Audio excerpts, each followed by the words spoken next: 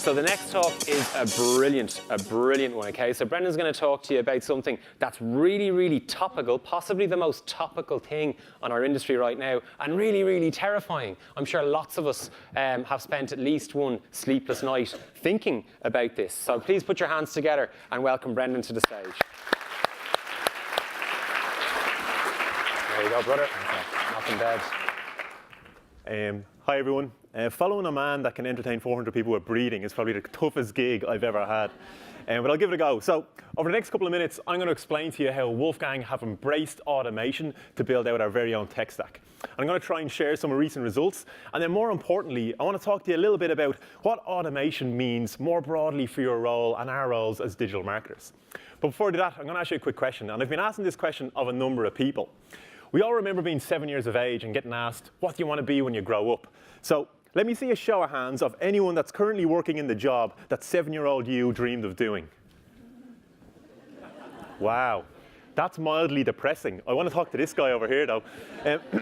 So that's typically the response that I get. I wanted to be a bin man. I'm not a bin man, obviously. So what's happening here? Have we all really let 7-year-old ourselves down? Well, the answer is no. The reality is a lot of the jobs that we're doing and you guys are doing simply didn't exist when we were children. I'm a child of the 1980s, and in the 1980s, there were no digital marketers. There were no SEOs in the 1980s, and look at the amount of them here today. There's loads of them. And you would think that that fact will get us used to the kind of change that automation brings about, but it actually doesn't. And when people talk about automation, it's often discussed in a very negative context. And here's some recent examples from Irish media. And the context is very hysterical, and it's often quite scaremongery. And it's all centered around job losses, and potentially us losing 2 out of every 5 job losses. And over time, this kind of rhetoric, particularly in the media, has a big impact on people's feelings and thoughts around automation. And this is reflected in the most searched terms on Google. You can see when people search automation, they're also wondering if it's going to mean the loss of their jobs. Accountants are terrified of what their life after automation is actually going to look like. And this actually makes a lot of sense because when you think about it, automation is effectively designed to replace human labor, okay? So I can understand why people would have some negative emotions around automation. But over the next couple of minutes, what I want to do is allay some of the fears you might have and talk to you about why automation actually means a really exciting evolution for your role as marketeers. So let's jump back to the 1970s when ATMs were launched in the United States of America. And when ATMs were launched, the thinking was that it was going to be the end of the job of the bank teller. There'd be no more bank tellers. But in actual fact, the complete opposite happened. And between 1970 to 2010, the number of bank tellers working in the United States doubled. So what's going on here? Well, the ATMs actually made it a lot easier for people to bank. It was easier to withdraw cash and easier to lodge cash, which meant that banks got busier and more people were banking. That meant that banks could open up more branches. When they opened up more branches, they needed to employ more bank tellers. So although the number of tellers per branch might have decreased, the overall number of bank tellers increased. And it's really interesting how their jobs evolved, because they went from just taking cash lodgements and giving cash withdrawals to try and build relationships with their customers and really understand their needs and think about product cross-sell and product upsell opportunities. Meanwhile, back home in Ireland, the ATM was simply an opportunity for us to put a really rural spin on the bank heist. And automation really is everywhere. Even when you do your weekly shop, you'll all be familiar with these, the unexpected item in bagging area machine. And these are really recent examples, but in actual fact, automation has been happening for a very long time. I don't know if you're familiar with John Oliver, but he's a great job at explaining just how long automation has been going on for. So tonight, let's talk about automation. And let's begin with the fact that while it's often presented as a scary new problem, it's neither entirely scary nor entirely new. From the Industrial Revolution through the rise of mass production, automation has transformed our society in ways people have marvelled at, sometimes in less than ideal language. Power and the highly important standardization of parts and mass production with its assembly lines have created more mechanical slaves for man. Mechanical slaves in the machine tool industry, created by man to create more mechanical slaves. The average man in the United States today is said to have at his beck and call 20 mechanical slaves. Slaves, slaves, slaves, oh, how I have missed them. Yes, mechanical slaves. If you close your eyes, you can forget that they're mechanical.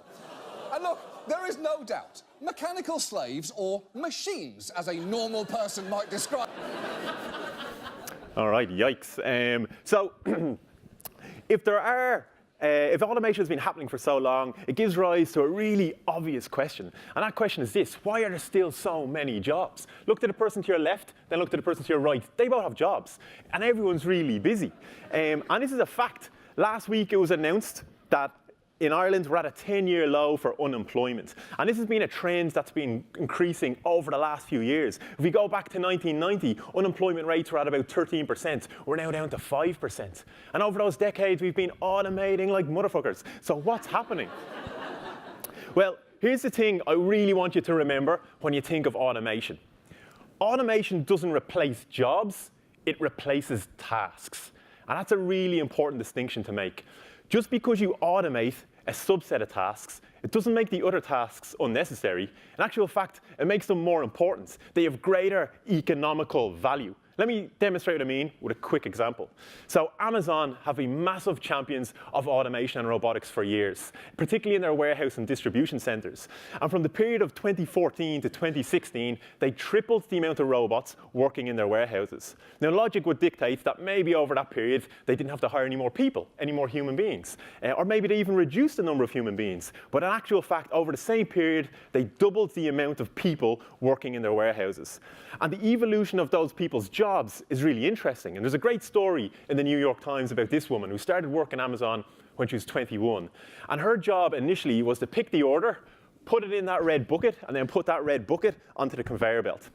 Since the introduction of robotics, she's still employed, but her job has evolved. She's now in charge of several robots that do that manual job for her. And it's really interesting to hear her talk about her role and how it's one of the most challenging jobs they have in there, and the fact that it's not repetitive.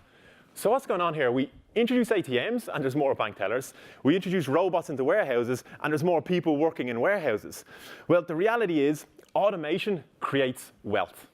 And wealth in a digital marketing context is two things. It's getting better results, and it's having more time to get better results. And having more time is something we've been thinking about quite strongly in Wolfgang for a while, because there's having more time, and then there's using that time effectively. So we've been thinking about what are we going to use our time for when we move into a world where automation is doing a lot of the manual tasks for us. And this brought me to a great article in the Harvard Business Review where they actually tackled this particular subject. And they've identified 3 job categories. And these job categories really play to the strengths we have as human beings. And broadly speaking, they're defined as creators, composers, and coaches. Let me give you a brief definition. So creators are going to be the people who understand and anticipate the evolving needs of their customers and create experiences, products, and campaigns to meet those needs. Composers are going to be the people who understand a niche subset of customers and compose an experience around them. And coaches are going to be the people who help their customers get more out of their products or services. To be honest, I'll jump out of bed a lot quicker in the morning thinking I'm a creator or a composer than thinking I'm a media buyer or a media planner.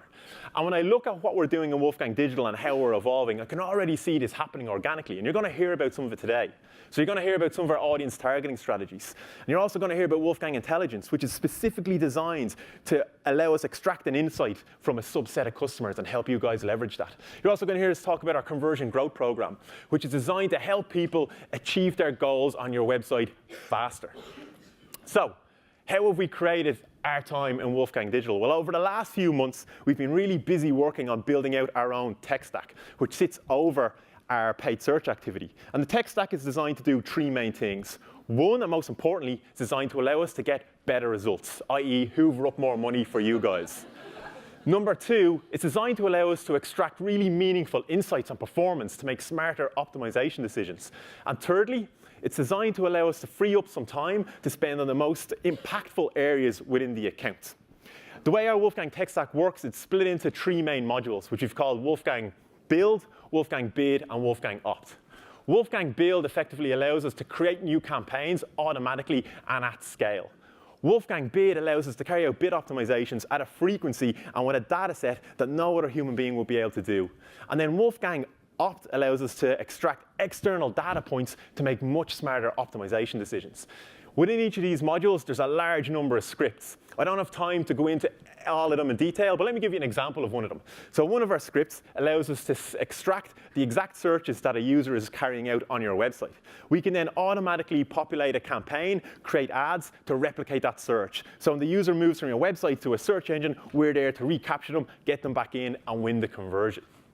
And the way we roll out the tech stack is each module plugs into our MCC, and then from our MCC, we can deploy it to various different client accounts. For some of you, this has already happened, and for the rest of you, this is on the roadmap. And effectively, what we're trying to do is we're trying to handle more data and ultimately get better results. So let me show you what I mean by handling more data. This beautiful man is David O'Daly. A lot of you might know David. He's one of our senior paid search marketers. And he's actually one of the architects of Wolfgang Tech, along with Peter, Ed, and Kieran. David's phenomenally efficient, and over the course of an hour, David can get through about 200 bid optimizations. Over the same hour, Wolfgang Bid can get through 4,800 bid optimizations. So you get a sense of what the difference in scale looks like between what an automated script can do and what beautiful David O'Daly can do. The difference is, though, after hour 3, no matter how much coffee we give him, David's productivity will go downhill a little bit. Wolfgang Bid keeps hitting those bid ops at 4,800. And most importantly, we're getting better results. So typically, we find that we can get a reduction in CPC of about 20%. That means we can get 20% more traffic, which means we can drive 20% more conversions, which means we can hoover up more revenue for you guys. And excitingly, what we often see is that there's a multiplier impact. Sometimes we get a reduction in CPC when we roll out one module. As we roll out additional modules, there can be an incremental reduction in CPC. So here's a really obvious question for you guys to ask me, and I'll ask it on your behalf. What's David doing with all his free time? Well, he's working a 2-day week, and he's never been happier. No, he's not. He's still gainfully employed full-time. So what is he doing with his free time? Well, there's a couple of things. I'm going to give an example. One of the things he's able to do is get really valuable insights. And this is an example where David has used an engram. And an engram script looks for patterns in the actual terms that people are using within a string of a search term. Using this, David was able to identify the difference in vernacular between different geographies and how they were searching. He was able to build that into his campaigns. He was also able to take that information to the SEO team, who were able to update landing pages to try and eke out a better conversion rate. He's also able to make really good strategic decisions on his client's behalf. So in this example, he's using the geolocation report, where he was able to identify certain geographies that had a higher propensity to convert organically.